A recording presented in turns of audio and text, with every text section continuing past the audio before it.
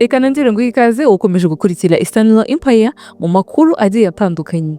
Umwana w'umuhungu w'imyaka 9 wiga mu mwaka wa 3 w'amashuri abanza na mushiki w'imyaka 6 wiga mu wa 2 w'amashuri y'incuke bo mu Kagari ka Kiyabo, Umurenge wa Bweyeye, Akarere ka Rusizi barembye cyane mu bitaro bya Gihundwe nyuma yo kuribwa n'inyamaswa yitwa Imbwebwe ibasanze mu rugo ivuye muri pariki y'igihugu ya Nyungwe. Ubwo mama w'aba bana nyina Beatrice aho yaganiraga n'itangazamakuru aho bari bamusanze mu bitaro bya Gihundwe aho yari arwarije aba bana, yavuze ko iyi nyamaswa yabariye hagana saa 12 z'umugoroba ku wa mbere tariki 16 Gashyantare bavuye kwiga ku ishuri ribanza rya Bweyeye. Ati navuye mu rugo hagana saa 11 ngiye ku gasantere guhaha basigana na mukuru wabo w'imyaka 13 bavuye ku ishuri bamaze guhindura imyenda aribwo baje guhura n'iyo nyamaswa ahagana saa 12 bagiye kurahura umuriro irabarya.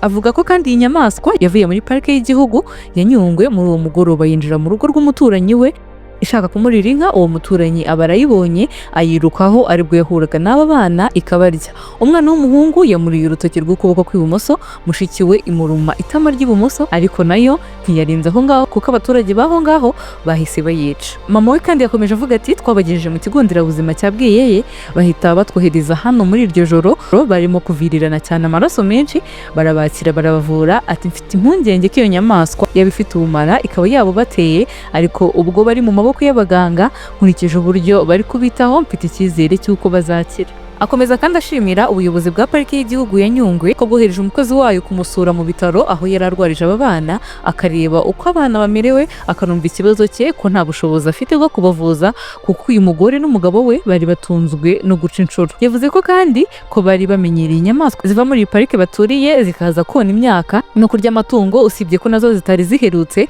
iziza kubarira abana ntago bari barigeze bazibona, bakaba batangiye kugira impungenge z'ubuzima bwabo n'ubw'abana babo. Muganga bakiriye Dr. Muhire Pacifique yavuze ko ibitaro bikomeje kubitaho uko bishoboye akanasaba buri wese ugize ikibazo nk'iki kwihutira kugana umuganga adatindeje. Ati abana batubwira ko babonaga imeze nk'imbwa kuko umuhungu yamurumye urutoki rw'ukuboko kw'ibumoso hari igisebe, umukobwa akaba yaramushishimuye n'amenyo ku itama ry'ibumoso n'ukuboko kw'ibumoso, bakaba baraje baribwa cyane buzuye amaraso, tubaha ubutabazi bw'ibanze n'ubu turacyari kubakurikirana. Yihanganishije ababyeyi babo abizeza ko ibitaro bikomeza kubakurikirana uko bishoboye kose.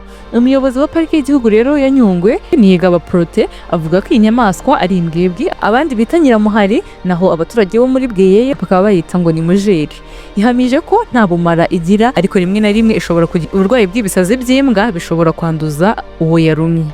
Ku mubyeyi w'aba bana usaba gufashwa kubavuza Niyigaba yagize ati uburyo bwo gutanga indishyi ku byangijwe n'inyamaswa busanzwe buriho, hari n'urwego rubishinzwe dukorana umunsi ku wundi rukaba rwabimenyeshejwe ubu rukaba ruri kubikurikirana. Yanavuze ko kuba abaturage bahise bayica nabyo biri gukurikiranwa nabyo kuko hari igihe bishoboka nk'igihe harengerwa ubuzima bw'umuntu buri mu kaga uwo mwanya ibyago byo kuba yari gukomeretsa n'abandi bantu niba ari inyamaswa yahohoteye abantu itanagaragaza ubushake bwo kuba yaho.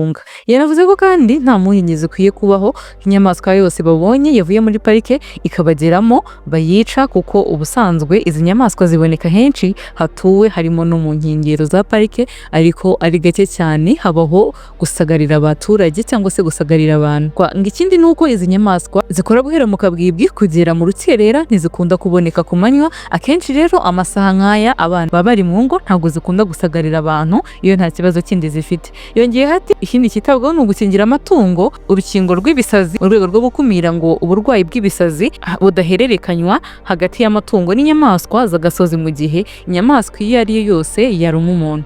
Umuyobozi w'Akarere ka Rusizi Sindayiheba Fanuel yihanganishije umuryango w'aba bana barumwe n'inyamaswa kandi ko bakomeje no gukurikiranira hafi uko abana bitabwaho n'ubutabera bazahabwa. Ati ku bwanjye n'ubuvuzi nk'ubuyobozi turi gukurikirana hafi ikibazo ku bufatanye n'inzego zibishinzwe kugira ngo turebe uko umuryango wafashwe cyane